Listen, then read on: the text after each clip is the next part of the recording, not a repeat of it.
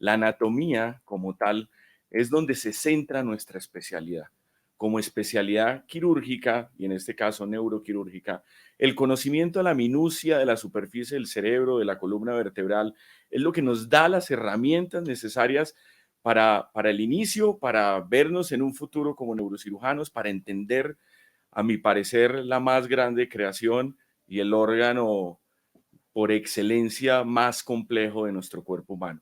Adicionalmente, es el órgano que evolutivamente nos hace humanos, evolutivamente nos marca la diferencia frente a cualquier otra especie, y quería hablarles de anatomía cerebral de superficie. Vamos a ir desarrollando los temas y vamos a ir avanzando, pero empezar por narrarles desde la perspectiva neuroquirúrgica en un lenguaje sencillo donde les pueda presentar el cerebro de la manera en que lo vemos, creo que marcaría la diferencia en el curso de las charlas. Entonces, esta charla no vamos a hablar de toda la anatomía del cerebro, creo que da para un congreso, da para libros enteros. Sin embargo, presentarles el cerebro como un órgano anatómico y ver cómo durante el tiempo hemos cambiado el concepto de solo verlo en una superficie a cómo variamos nuestro concepto funcional del mismo. Entonces, hemos tenido variaciones, sin embargo, en la historia siempre ha habido inquietud por conocer de alguna manera el cerebro y poderlo describir. Se encuentran reportes anatómicos desde la época de los egipcios y de hecho muchos miles de años antes. Sin embargo, hay personas que en el curso de la descripción anatómica han marcado la diferencia, nos han mostrado cambios significativos en la descripción de la anatomía de nuestro cerebro. Y así resaltamos a muchos y todos hemos visto cuadros de Leonardo da Vinci, hemos visto escritos o dibujos sin saber que es de Galeno, de épocas antes de Cristo. Sin embargo, en el tiempo pasamos de una descripción meramente anatómica y hemos venido incluyendo conceptos mucho más complejos donde incluimos lo funcional. Y hoy en día la anatomía es el comienzo, pero hoy en día nos centramos en el valor funcional de cada área de nuestro cerebro. Saber dónde está el área que controla la movilidad, que modula nuestra sensibilidad, que de alguna manera procesa nuestros pensamientos, creo que ahí se centra hoy en día la anatomía. Pero hay que empezar por conceptos anatómicos macros y eso es lo que les vamos a mencionar.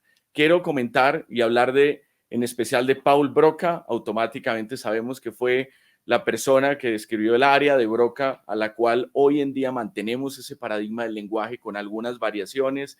Carl Wernicke en el siglo, 2 siglos atrás, y hoy en día, más allá de lo funcional y el conocimiento que tenemos que darle la gracia a un anatomista puro, y hoy en día nuestro estudio neuroanatómico se basa en Albert Rotton.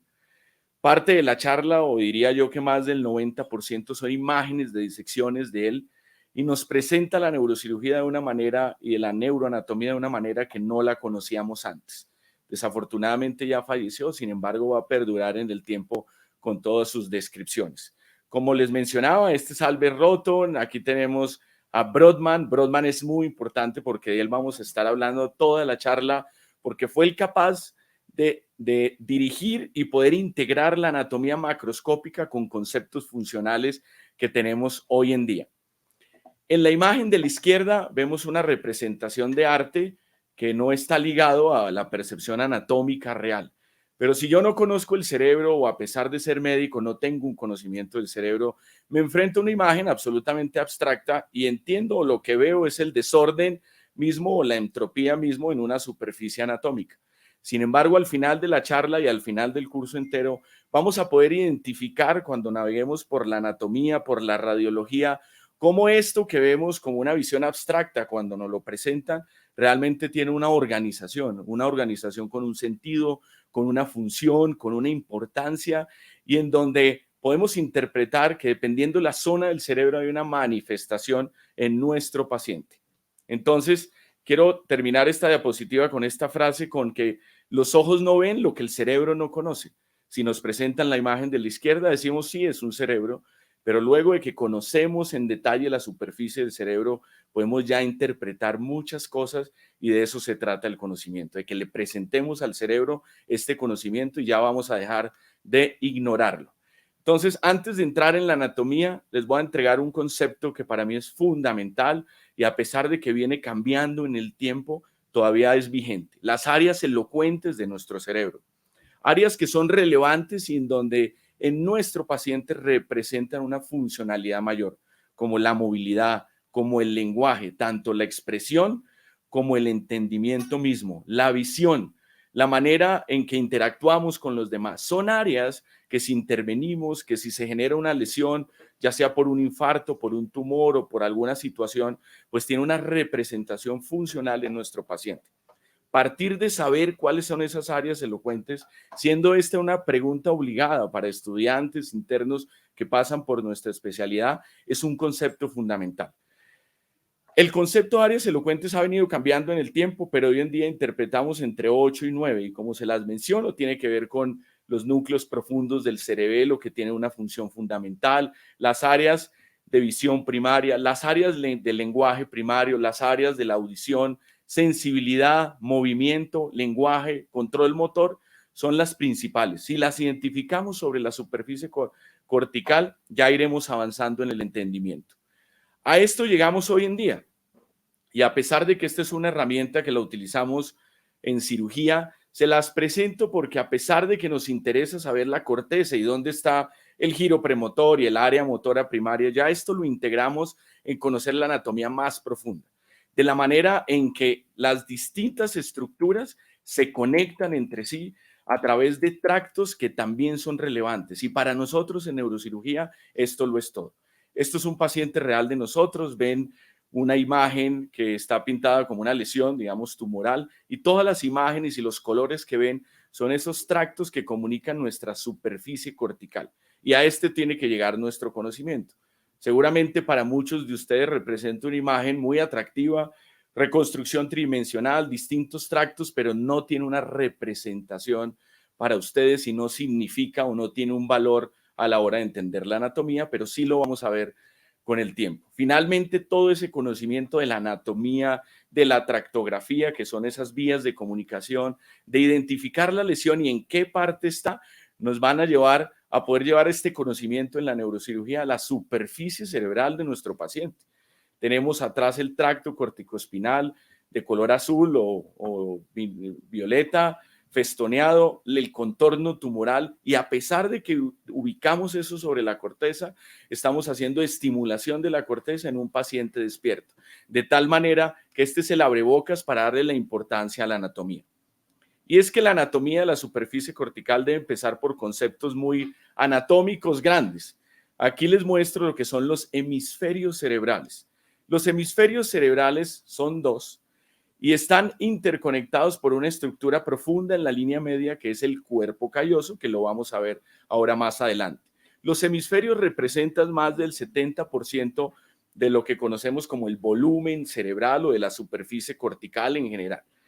Estos hemisferios son, como les mencionaba, son las estructuras más grandes, tienen tres superficies, una superficie lateral, que es como lo que vemos inmediatamente debajo del cráneo, que conocemos también como convejidad, una superficie mesial, que es la superficie que mira al otro hemisferio, que están separados uno del otro por un repliegue de duramadre, que es la falx cerebri o la hoz del cerebro, una superficie medial, una superficie basal que nos permite, que es lo que se apoya sobre la base del cráneo, y tenemos tres polos, un polo frontal, un polo occipital en la parte o en relación al lóbulo occipital y un polo temporal, que es lo que estamos viendo acá. Y tenemos puntos anatómicos relevantes que ustedes tienen que empezar por identificarlos y que son constantes en todos los cerebros. Les diría que el 90% de los surcos y giros de nuestro cerebro de alguna manera pueden tener alguna inconstancia. Puede que en algunos cerebros no lo encontremos, pero hay ciertas estructuras que son invariables. Entre ellas, la fisura de Silvio, que es esto que le estoy mostrando acá, entre el lóbulo frontal y el temporal, la fisura central, que es esta que encontramos acá, o fisura de Rolando, que nos va a diferenciar entre el lóbulo frontal y el parietal, como lo vamos a ver ahorita, y la fisura interhemisférica, que como les mencionaba, es lo que nos separa ambos hemisferios. Esta imagen nos permite ver la cara mesial, como les decía, el cuerpo calloso, uniendo ambos hemisferios, y este repliegue de duramadre, que se conoce como la falx cerebri o la hoz del cerebro, que en la parte anterior permite que el lóbulo frontal entre en contacto con el otro lóbulo frontal. Sin embargo, desciende ligeramente en la parte posterior, ahí sí ocultando ambas superficies hemisféricas. Y nos vamos primero a la superficie lateral. ¿Qué tenemos que identificar?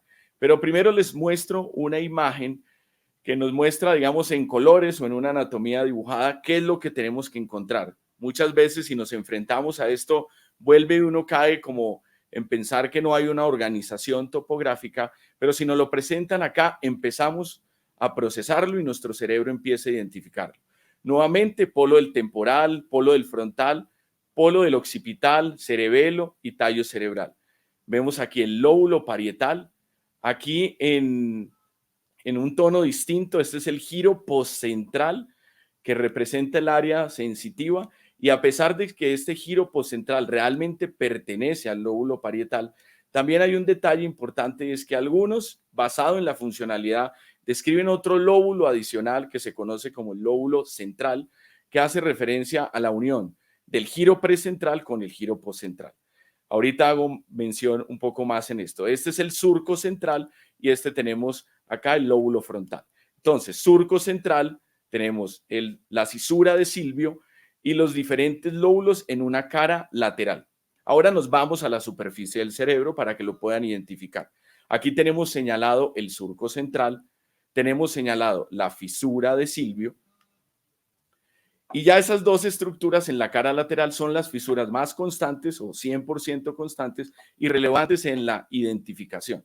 Si nos vamos a la superficie medial, aquí tenemos una pieza anatómica donde hemos retirado parcialmente algunas estructuras, pero es importante mostrarles la hoz del cerebro que va a separar a ambos hemisferios, estructuras vasculares que van en la línea media, en este caso la arteria cerebral anterior, y el cuerpo calloso que va a unir ambos hemisferios.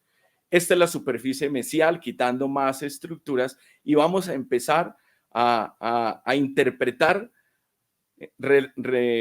áreas anatómicas que son importantes identificar en nuestra cara. Primero, si nos enfrentamos a esta superficie mesial, nos encontramos el cuerpo calloso, como les mencionaba, y de atrás para adelante vamos a encontrar obviamente esto, cuando revisemos la anatomía de cada lóbulo, pues vamos a verlo un poquito más en detalle, pero se los quería mostrar de una vez. La língula tiene forma de lengua y hace parte del lóbulo occipital. La cuña o el cúneus, el surco parietoccipital, el cual está en el 95% de los hemisferios, lo cual lo hace muy constante, pero quiero que ese lo tengan muy presente porque este surco finalmente nos va a dividir lo que es en esta superficie el lóbulo parietal del lóbulo occipital. Tenemos el lóbulo parietal superior en su cara mesial, y si nos vamos un poco más arriba, el lóbulo paracentral, que representa el lóbulo central en la cara de la convejidad. O sea, lo que veíamos como giro precentral y giro postcentral se manifiesta como lóbulo paracentral en la superficie mesial. Aquí vemos el giro frontal medial, el cíngulo, que es un giro que está por encima del cuerpo calloso y que tiene una importancia funcional muy grande porque son áreas de integración de conciencia. Es lo que nos permite a nosotros, toda esa información que entra por nuestros sentidos, hacerla consciente. Lesiones en el cíngulo, a pesar de ser un giro muy pequeño y ubicado a nivel de la superficie cortical, realmente tiene una importancia fisiológica muy relevante. Y nuevamente, para retomar, y la repetición es la base también de que empecemos a integrar ese conocimiento, la língula, el cuneus o la cuña un poco más arriba, la precunia, el cíngulo, lóbulo paracentral un poco más arriba, y el giro frontal medial, que es esta estructura que tenemos acá. Ahora vámonos al lóbulo por lóbulo para establecer los límites. El lóbulo frontal es el más grande y va del polo del frontal y se extiende hasta el surco central, que hemos visto ya en varias diapositivas. Este lóbulo tiene también una cara hacia la convejidad, tiene una superficie mesial, que es esta cara que hemos hablado en varias ocasiones y que se extiende hasta el surco central, que en este caso pues es el surco que se proyecta a la superficie mesial. Y por otro lado tenemos la cara basal. Esta cara basal es la cara que mira al techo de la órbita o la base del cráneo en su fosa anterior, donde tenemos las órbitas principalmente. Si vemos esta imagen en colores, podemos identificar los límites del frontal delante del surco central, y si lo vemos segmentado ya empezamos a interpretar o ver algunos giros que anatómicamente son relevantes.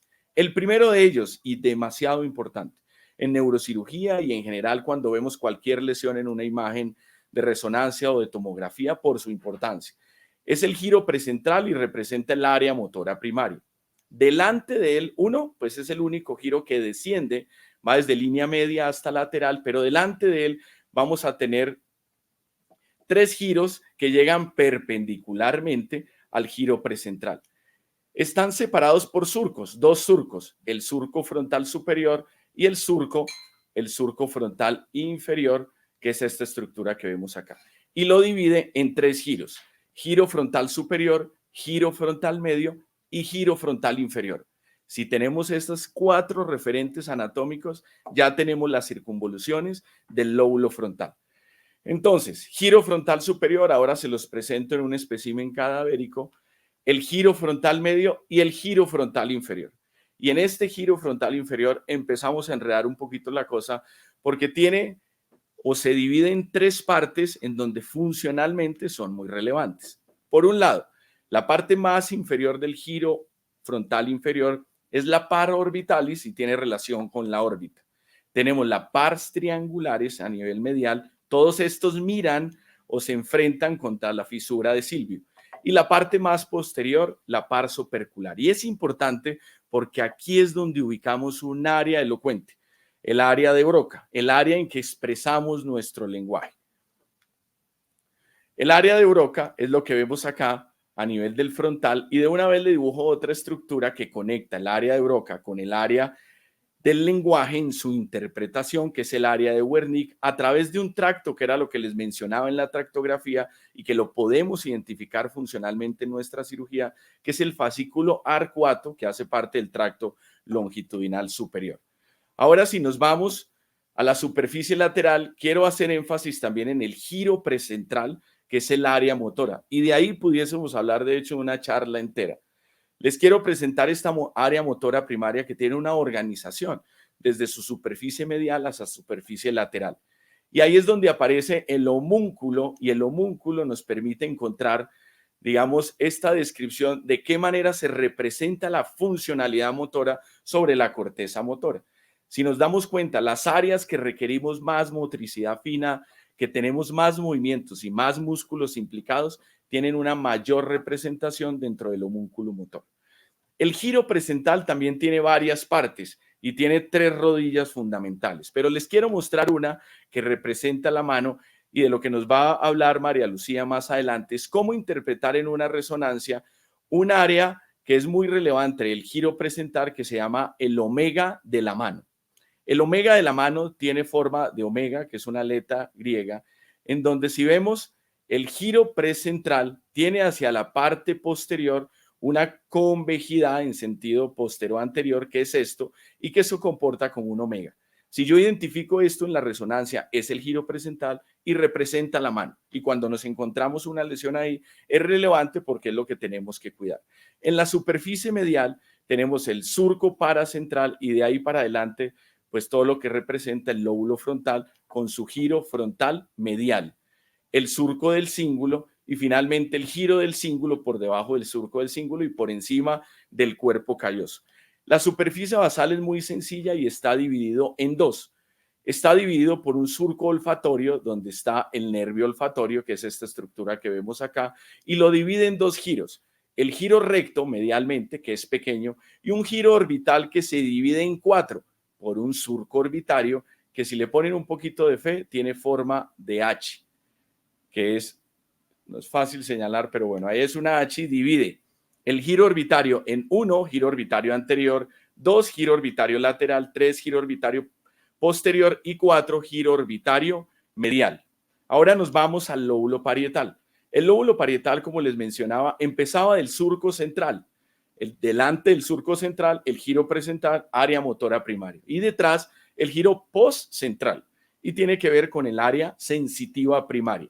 Los límites del lóbulo parietal son un poco imaginarios y la razón es que no hay un surco puntualmente que lo pueda definir y está establecido por el surco parietoccipital, que es medial, que se proyecta sobre la superficie, y una línea imaginaria que va a bajar hasta el occipital, y el temporal, que se llama la línea temporo-occipital, que aquí se los muestro. Esa línea, que es la línea temporo-occipital, nos permite establecer el límite posterior. Y el límite inferior es una línea que se proyecta desde el fin de la cisura de Silvio y que va hasta esta línea temporo-occipital. Ese es nuestro lóbulo parietal. En el lóbulo parietal, importante saber, giro postcentral, área sensitiva primaria, y el lóbulo parietal tiene un surco intraparietal.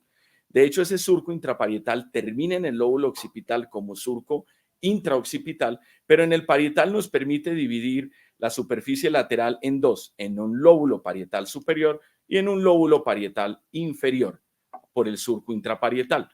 El lóbulo parietal inferior tiene dos estructuras muy relevantes, porque aquí está la representación del lenguaje entendido o lo que llamamos el área de Wernicke. Tiene muchas variaciones, pero si tuviésemos que ubicarlo, sería en ese punto. El giro angular que rodea el surco temporal superior y el giro supramarginal que va a rodear el fin de la cisura de Silvio. Y finalmente, el giro postcentral o área sensitiva primaria.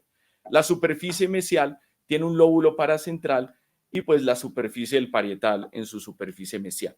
Con respecto al lóbulo occipital, los límites, como les mencionaba, es esa línea imaginaria que es temporo-occipital que nos permite establecer los límites del lóbulo occipital.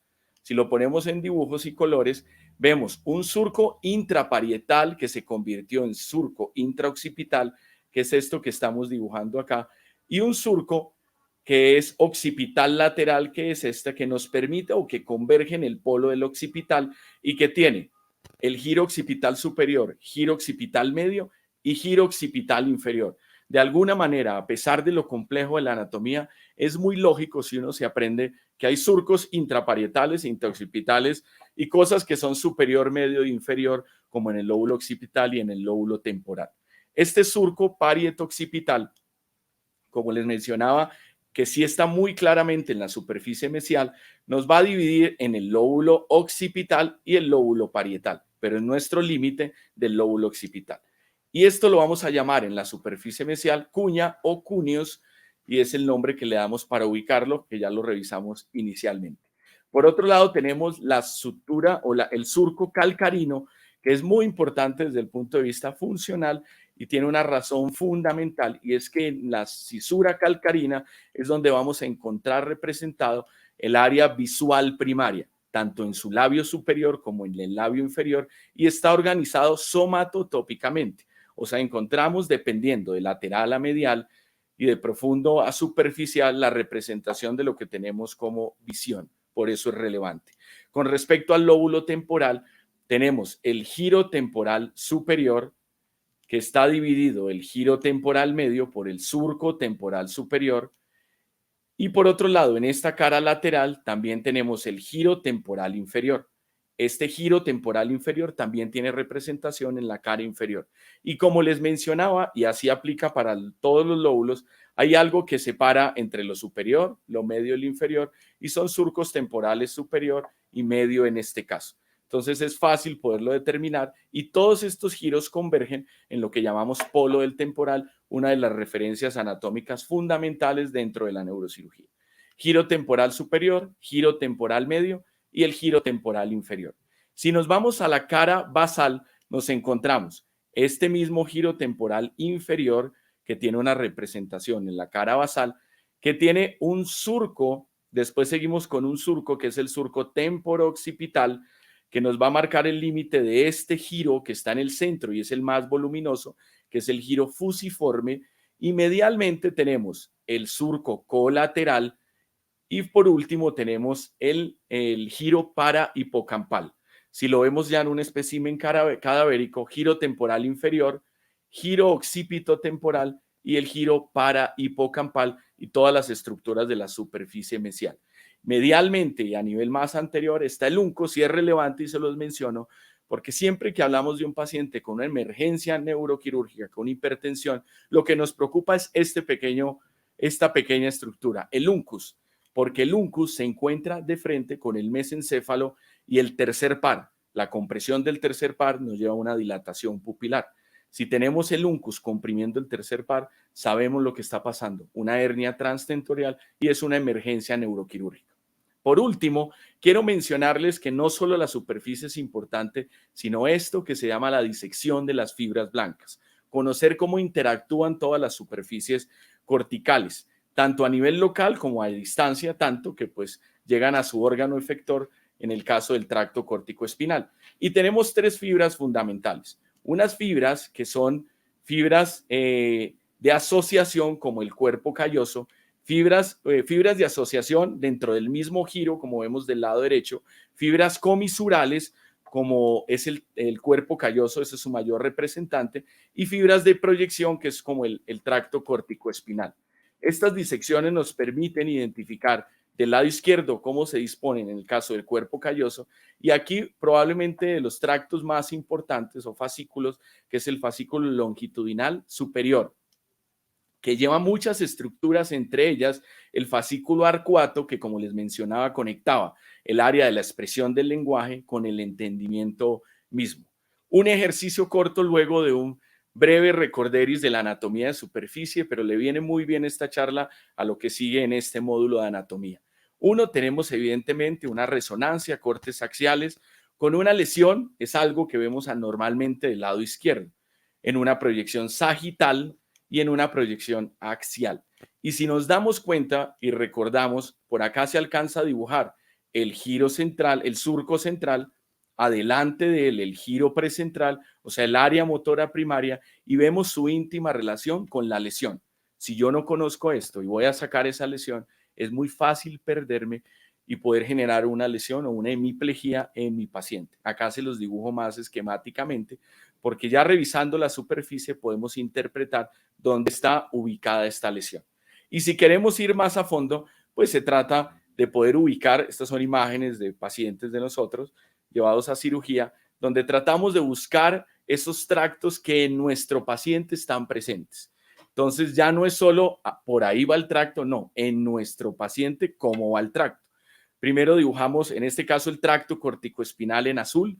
Sabemos que viene el área de la corteza motora primaria y se proyecta, por supuesto, a la médula y finalmente a todos los músculos, y podemos ubicarlo hoy en día en nuestro navegador. O sea, hoy esa anatomía que antes caía en el campo de la, digamos, de la imaginación, hoy en día la podemos identificar en los cerebros de nuestros pacientes cuando son llevados a cirugía. A nivel de la ínsula ubicamos el fascículo longitudinal superior, que en este caso nos permitía identificar área de Broca y de Wernicke y así poder preservarla durante nuestro procedimiento quirúrgico. Y luego de eso, pues ponerlo todo en cirugía. Ya lo conocemos, ya lo identificamos. Imágenes intraoperatorias, donde vemos en azul el tracto corticoespinal, del lado derecho la neuronavegación que todo el tiempo nos muestra nuestra localización, la imagen o la volumetría superpuesta sobre el cerebro de nuestro paciente, y esto en azul, como les mencionaba, el tracto corticoespinal. Si anatómicamente lo conozco, si la imagen me permite identificarlo, si eso lo pongo en mi paciente, todo eso traduce en seguridad y menos morbilidad al momento de intervenir cualquier tipo de lesión. Toda esta superficie cortical también se proyecta sobre el cráneo y a pesar de que tenemos infinidad de herramientas para poder intervenir o acceder al cerebro, creo que el conocimiento de la anatomía es el principio fundamental. Y quien no sabe anatomía, y eso aplica para estudiantes internos y lo aprendí en mi residencia, que no entre a cirugía. Muchas gracias.